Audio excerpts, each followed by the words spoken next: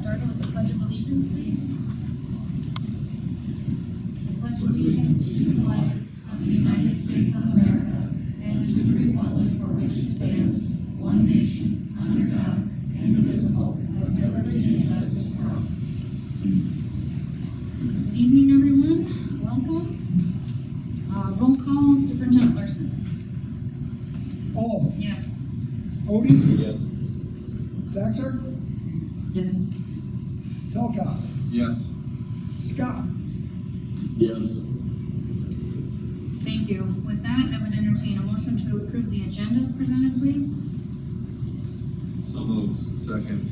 There's been a first and a second. All those in favor? Aye. Opposed? Motion passes. Thank you. I do not believe there are any conflict of interest disclosure or waiver requests tonight. That takes us to approval of the minutes from the special meeting on December 8th and the regular meeting on December 13th. I would entertain a motion to approve those as presented, please. So moved. Second. There's been a first and a second. All those in favor? Aye. Opposed? Motion passes. Thank you. Is there anyone that has any community input tonight? All right, hearing none, that takes us to financial items, bills and claims. Superintendent Larson, whenever you're ready. Thank you, Madam Chair. Thank you, Madam Chair. I noted a couple of items. Page 1, ACE signs. That district building display signs, that is half of the cost for all our digital signs that we are purchasing out of ESSER funds. So each of our buildings will have the updated digital signs. And again, those are purchased out of ESSER funds. On page 2, I have Architecture Incorporated noted $66,859. That is a payment for architecture fees for the high school addition. Also on page 2, the city of Brandon, and I just wanted to note the school resource officer. That is 1/2 of the payment for the school resource officer that we have. We do pay the city of Brandon for that. Skipping to page 5, Geotech, $4,450. That was testing fees for the high school addition, so parking lot, soil bores, as well as soil bores in and around the high school structure. And then the last item was on page 10, Stockwell Engineers, $7,800, specifically for surveying for the high school addition project. So some of those expenditures that we expect to have on a building project early on are just items that I wanted to know. Would certainly entertain any questions you have on any of the other bills. Any other questions at this point in time? Advanced payments, $4,393.95. Pay vouchers totaled $43,326.29. And food service invoice listings were $164,632.30. Any questions on bills and claims? If there are no questions on the bills and claims, I would entertain a motion to approve those as presented, please. So moved. Second. There's been a first and a second. All those in favor? Aye. Opposed? Motion passes. Thank you. Financial report, Superintendent Larson. Thank you, Madam Chair. First, take a look at the cash report. We had just over $22 million with $6.1 million dispersed, leaving a total cash balance of $15,951,670.13, of which the fund balances were as follows. General fund, $7.9 million and change. Capital outlay, $5.4 million and change. Special education, $1.8 million and change. Enterprise fund was $22,000, and then our fund balance at this time in capital projects is $670,442.48. We just note that once we clean that all up and all of the respective bills and expenditures associated with Inspiration Elementary are done, that fund ultimately gets closed, and those funds get reverted back to the capital outlay fund, which will ultimately support our high school addition project that we have coming up. The $3.9 million and change in monthly receipts are itemized there for you in the following 2 pages. The investment reports of $1.2 million is also outlined for your review. The payroll and benefits for the month of December are listed for your review. Total gross payroll was nearly $2.5 million. Monthly revenue and monthly expenditure report, I did have a conversation with Mr. Lundberg. Nothing out of the ordinary or items he wanted noted regarding those 2 various reports. The food service report, I do want to make just a special note in terms of our food service report. There is a national school lunch federal regulation that states that school food authorities are required to limit their net cash resources to 3 months of average expenditures. Basically, it's like a cash balance accountability. You can't have too much money in your food service fund because of the federal reimbursements. And this is a relatively common issue for schools right now because they've gone to the federally paid meals, so we're seeing a higher usage rate. We're seeing a little more cash in those respective reserves. So what we need to do is we need to identify some purchases that are necessary for program improvement, quality improvement, will benefit the child nutrition program and ultimately our students. For example, purchasing and/or newer stoves or ovens, refrigeration units, various things. So there's a number of things we're going to work with our C&S department in terms of what were unbudgeted expenditures at this point in time to spend down that fund balance, and that's going to be required in accordance to federal regulations. So just note that we will be bringing some of those items forward here in the very near future and submitting that action plan. Trust and agency, we have $227,508.23 in funds held for others, and we also have our capital projects outlined there for you. Again, fund balance in there of $670,442.48, and that balance will be reverted to capital outlay once we've got all of the actual expenditures in from Inspiration Elementary. With that, would entertain any questions that you have.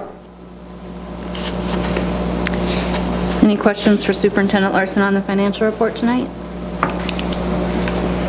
All right, hearing none, I would entertain a motion to approve that as presented, please. So moved. Second. There's been a first and a second. All those in favor? Aye. Opposed? Motion passes. Thank you. That takes us to general business. First item we have under there is administration reports. Administrative Center, Superintendent Larson. Thank you, Madam Chair. Just a couple of items to update you on. COVID-19 information. Obviously, later on in the agenda, we will approve that updated pandemic response plan, which moved ultimately our isolation for a positive case to 5 days of isolation, 5 days of masking, and then it also reduced the close contact masking from 14 days down to 10 days. So that's later on in the agenda. The centralized message continues to be, if you are sick, stay home. That is for students, staff, all involved. So if you are sick, stay home. That is probably the most important thing that we can talk about, is there is a whole bunch of stuff going around at this time. Entry-level driver training, we are still in the process of formulating those training documents and procedures, and that will become effective in February. Here at our next meeting, we will have some wage and training positions that we will specifically seek approval for as we work through that process. The Brandon Elementary core area drainage improvements, I'd referenced this previously. Hope to have that wrapped up and for your approval at our next meeting in January. Ultimately, it conveys a small piece of unusable property at Brandon Elementary to the city of Brandon. It's located on the southeast corner of the Brandon Elementary land, or just south of the field/track area. And that's a component of a really large-scale drainage improvement that the city of Brandon is working on with that core improvement. BB Listens, our work environment survey is out and open and available for both certified and classified staff. The deadline is the 18th. A couple school calendar items. We kick school back up on the 3rd. We'll have no school on January 17th. It's a half-day workshop, half-day in-service. January 18th, no school, and then no school on President's Day. No changes to the high school edition priorities or schedule as it has been previously presented. We're on track for the opening of bids February 10th and ultimately board approval from you on February 14th. The last item that I did not have listed within my report, but I want to note, the Brandon Valley Middle School Student Council and the Brandon Valley High School Student Council will be joining the Brandon Area Chamber of Commerce on January 18th out in Pierre for Brandon Day at the Legislature. So look forward to having our student leaders involved in that process. With that, would certainly entertain any other questions you have. Thank you, Superintendent Larson. Mr. Schleckaway, anything tonight?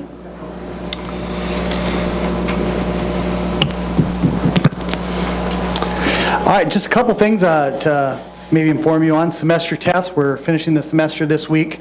As Dr. Larson alluded, there's some stuff going around, so the phrase we've used is a little bit of flexibility, and so we're reassuring students that might be out this week that we'll help them facilitate tests next week. Don't worry about it, and so to our parents and students, just know we're going to work with you, and our teachers understand that it might take a little bit more time than normal to finish out first semester.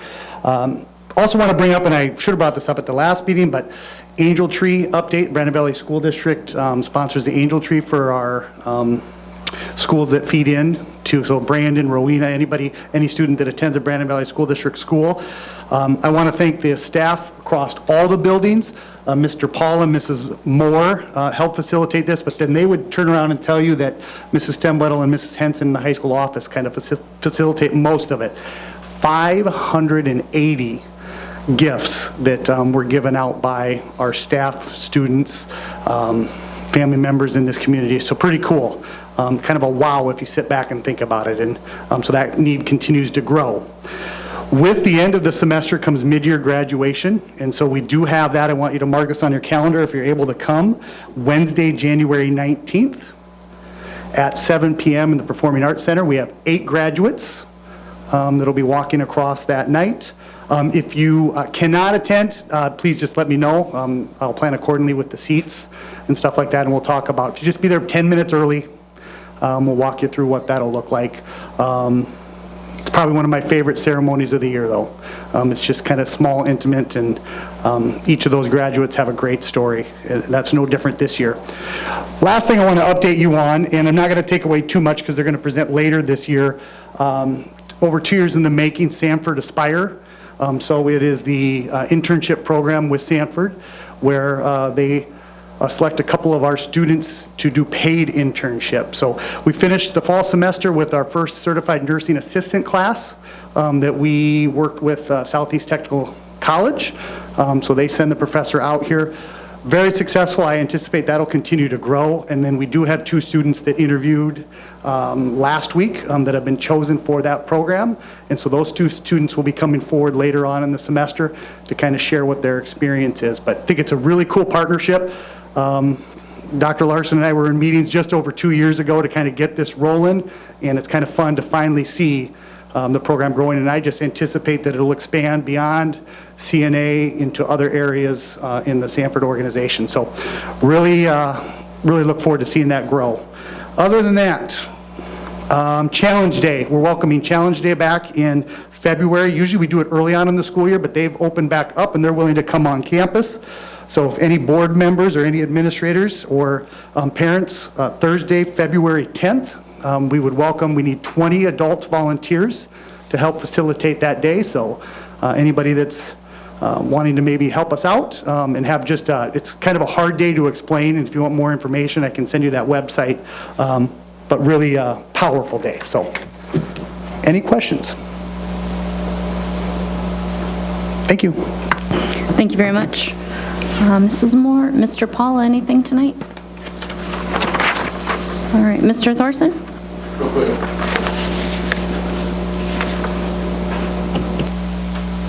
I just want to congratulate our gifted program. They had a challenge right before the winter break with regards to raising some money for the Brandon Valley Community Foundation, as well as food items for the food bank. And it was, if you probably saw, Jill did a nice story in the Challenger. Numerous teachers were taped to the wall. We kind of had an assembly the last hour before we went to winter break and taped a variety of people, including myself, up to a wall. But they were able to raise $1,400 for the Brandon Valley Community Fund and over 500 pounds of food for the food bank. So it was all their efforts under the direction of Mrs. Fettis.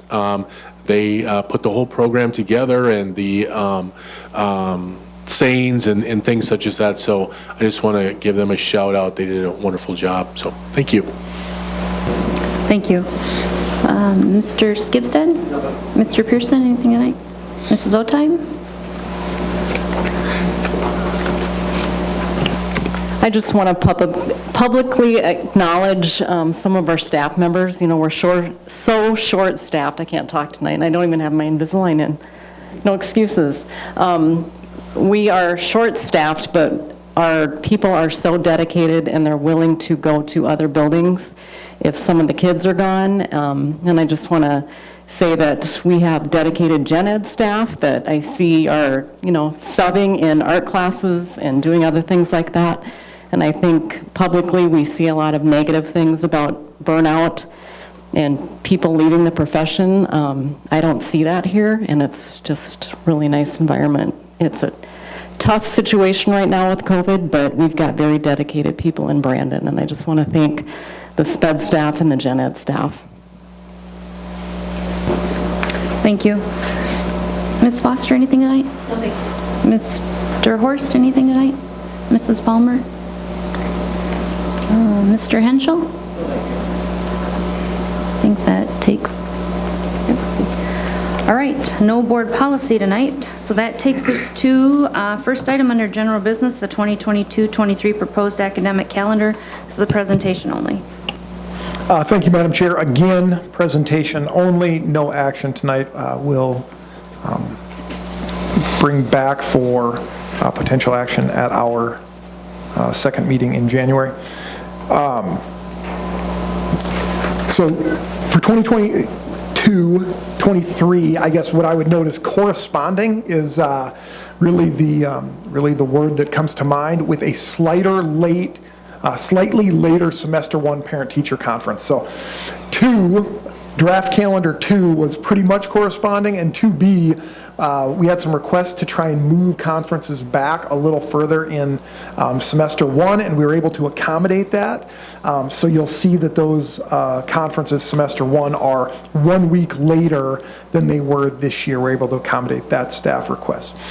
But looking at the academic calendar, the month of August, preschool year start schedule would note that we will have new staff in service on Tuesday, August 16th. We'll have split in service and workshop days Thursday, August 18th, Monday, August 22nd, Tuesday, August 23rd, and then school will start for students on Wednesday, August 24th. In September, there's no school on Labor Day, September 5th. Looking at October 3rd will be elementary and high school conferences.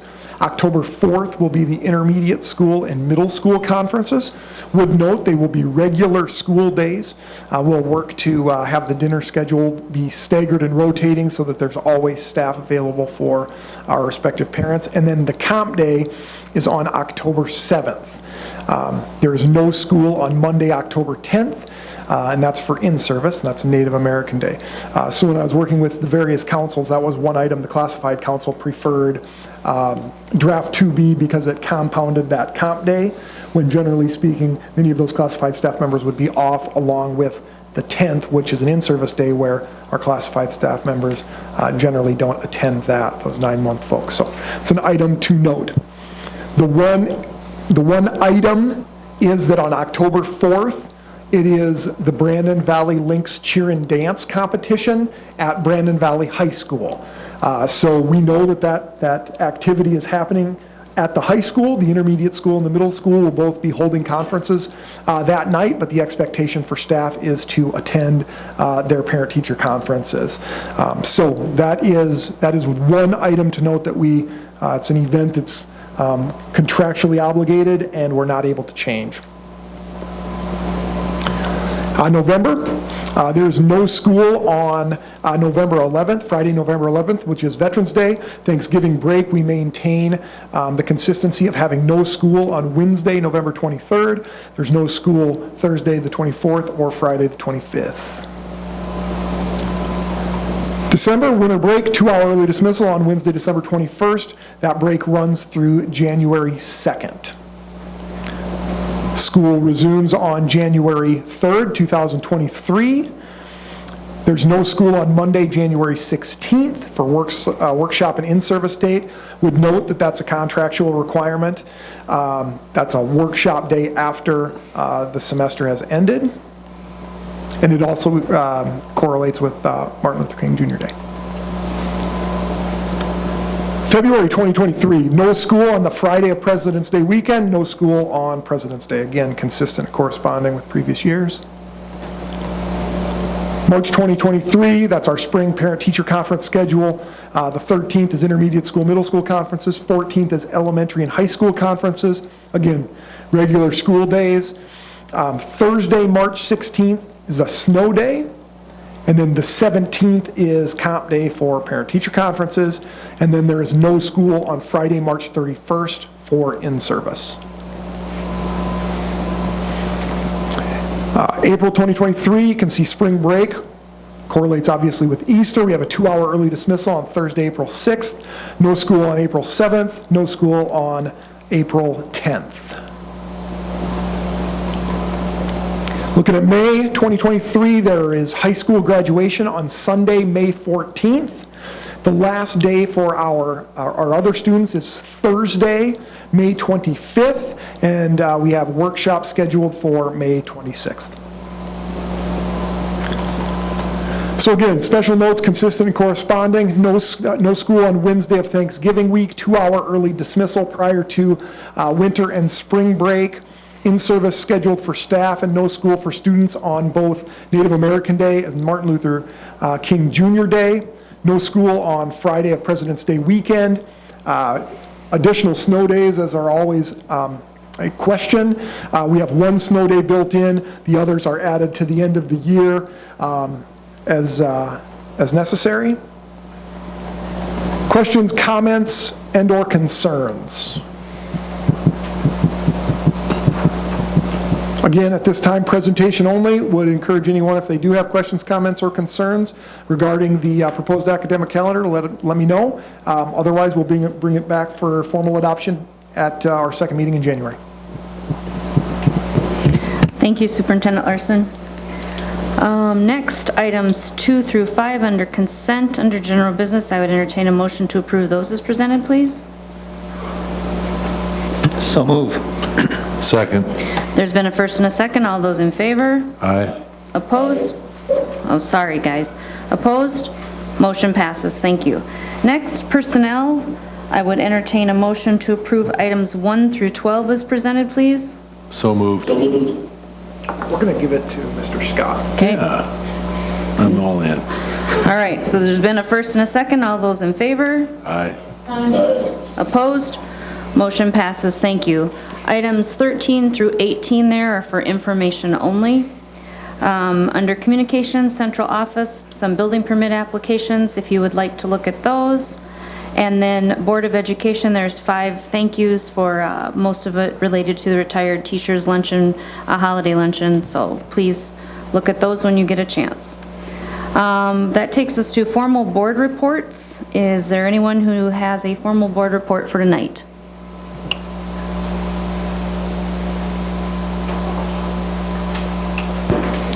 As my supervisor at work would say, everybody's very quiet tonight. So, all right, one travel report for your review. That takes us to the end of our scheduled agenda. I would entertain a motion to adjourn, please. So moved. Second. There's been a first and second. All those in favor? Aye. Opposed? Motion passes. Thank you, and thank you everyone for coming.